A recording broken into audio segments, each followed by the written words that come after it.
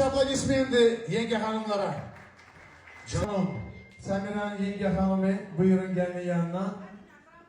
Eda balamızın yengesi buyurun taşalı.